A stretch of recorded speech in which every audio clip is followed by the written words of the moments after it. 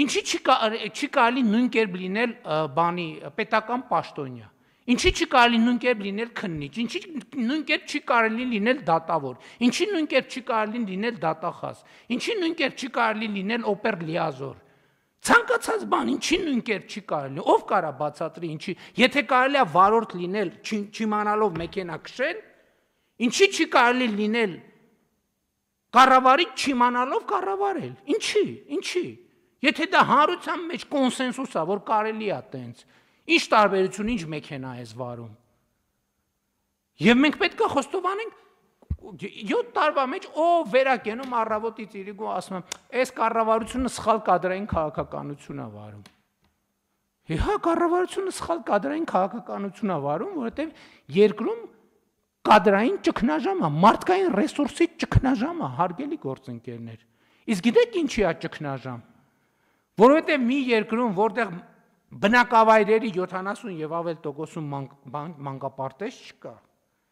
երբ որ դպրոցների 70 եւ ավել տոկոսը կիսաավերված է ֆիզիկական եւ բովանդակային առումով, չի կարող այդտեղ չլինել կադրային սով։ Կան երկրում լավ կադրել նենց է, հիմա կասեն, ինչ չորացել է մեր երկրի արգանդը չորացել է, չի չորացել, Ժողովուրդ ջան։ Կան լավ կադրեր, այո, կան լավ կադրեր, փոքր խումբ, որոնք 1, 2, 3, 4, 5, 6, 7, 8, 9, 10 միլիոն դրամով աշխատում են Հայաստանում, Հայաստանից դուրս, և չեն էլ գա աշխատեն կառավարությունում, հələ մի բան չի, 400-500 հազար դրամ ստանան, ամեն ստացած կոպեկի հետ էլ անեծքը հետը տանեն տուն, Էլի բանը, պարգևավճարը, մեր բաները տարան, պարգևավճարը վճարեցին։ Եվ ինչի պետք է, սա շատ լավ տեսարան է, շատ լավ, բայց սա ուրիշների մասին չի, Ժողովուրդ ջան, սա մեր մասին է։ Հերիք է այդ բանը, այդ սրբազանացման բանից պետք է դուրս գանք։ Մենք մեզ այդ սրբազանացնելու տրամաբանությունից, սա մեր դեմքն է, սա մեր պատկերն է։ Նույնն է մեզ հետ կլինի, եթե մի հատ սենց տեստ է մենք անցնենք, նույնն է մեզ հետ արնելու, խնդրում եմ հանկարծ եկեք բան չանենք, ինքներս մեզ չխաբենք, նույնն էլ մեզ հետ արնելու,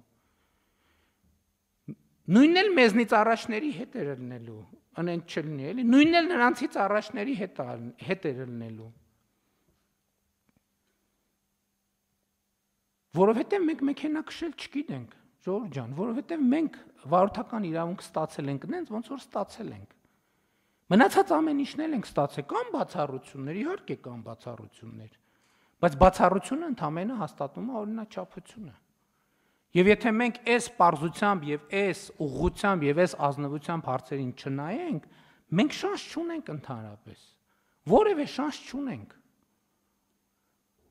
Մարդը ինձ ես կխելագարվեմ ուղղակի, մարդը ինձ նամակ է գրում, մարդիկ, ասում են, ոնց ասում են, բայց ինձ աշխատանք չես տալիս, պարոն վարչապետ, ասում ենք, նայում եմ այդ տեքստը իմ գրած, 4 նախադասություն է, մեջը 17 հատ ուղղագրական սխալ կա, Ես վերջերս մեկին չդիմացա, պատասխանեցի, ասացի հարգելիս, բայց ասենք գոնե նամակ գրելիս մի հատ տեքստիդ նայ էլի, մի հատ դու չես համարում, որ դու քո կրթությամբ մի հատ պետքա զբաղվես։ Ջղայնացած նամակ հետ գրեց, ասեց չհասկացա, դու մտածում ես ես կրթություն չունեմ։ Այ որ իմանաս, որ տենց չի, կծում եմ դիպլոմս, եւ այդ տեքստի մեջ եւս 17 հատ ուղղագրական սխալով։ Չմտածեք չափազանցնում եմ, եթե ով ուզի կտանեմ ցույց կտամ բանը, իմ բանի նամակների ցանկում այդ նամակը ցույց կտամ։ Բայց սա ուրիշի մասին չի, եթե մենք ես ասելով նկատի ունենանք ուրիշներին, մենք խնդրեմ կունենանք, սա մեր մասին է, որովհետև առավել եւս եթե մենք ուրիշներին նկատի ունենանք, այս ամեն ինչը մարդիկ կընկալեն որպես վիրավորանք։ Բայց սա մեր մասին է։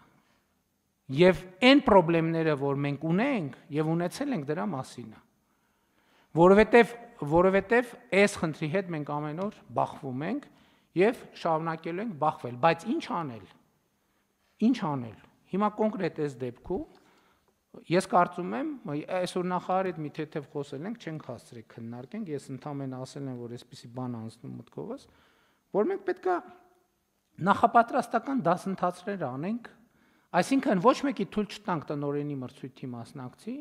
մինչև ինքը այդ դասընթացը չգնա, չսովորի, չավարտի եւ բան չստանա, սերտիֆիկատ չստանա, որ ինքը մենք մինչև այս ինչ որ հավաստագրի մեխանիզմ ունեինք, հա, բայց կարևորը որ բան չլինի, վարորդական իրավունքի նման չլինի։ Կարևորը որ դա ռեալ լինի, որովհետեւ էլի եմ ասում, դպրոցի տնօրենը մենք այդ վատ պատկերացում է, որ լավ ուսուցիչը կարա լավ տնօրենը լինի։ Կարա իսկապես շատ լավ ուսուցիչ լինի, բայց չկարողանա լավ տնօրեն լինի։ Եվ կառավարումը բոլորովին ուրիշ բան է։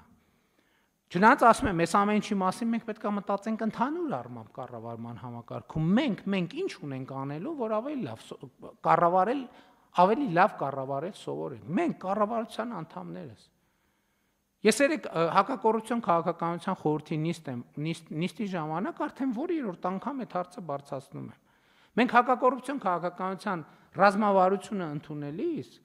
ասել ենք, գրել ենք, ֆիքսել ենք, որ պետք է այդ թվում պետական կառավարման մարմիններում հակակոռուպցիոն դասընթացներ լինեն, այդ թվում բարձրաստիճան պաշտոնյաների համար։ Ես հարց եմ տալիս, քանի հատ այդպիսի դասընթաց են կարել։ 0, ոչ մի հատ։ Համեն դեպս ինձ ոչ մեկ չի ասել, պարոն վարչապետ, կառավարությունում կամ վարչապետի աշխատակազմում sense դասընթաց է կազմակերպվում։ Կարող է դուք հետաքրքրված եք։ Ոչ մեկ չի ասել։ Եթե ասեին, ես կգնայի խելոք աշակերտի նման կնստեի, կլսեի ինչ են ասում։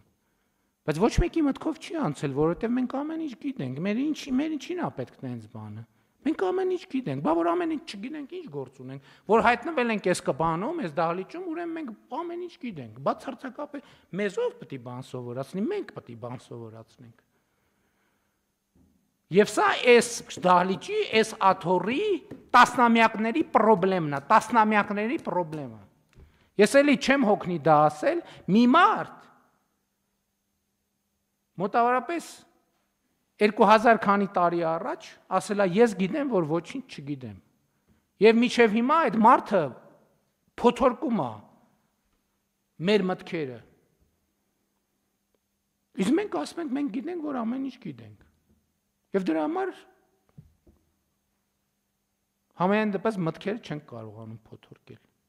Ցանկացած ուրիշ բան փոթորկում ենք, բայց մտքեր չենք կարողանում փոթորկել։ Հետևաբար իմ արձանագրումն էլ ըստ էության այս հարցը իհարկե կքննարկենք, բայց ես առաջարկում եմ, որ մենք դա արձանագրենք, որ Հայաստանի Հանրապետությունում խորը կադրային ճգնաժամ է։ Եվ 4 նախադասություն կամ 5 նախադասություն վարժ ասելու ընդունակությունը չի նշանակում բան գիտելիք, այո, չի նշանակում գիտելիք։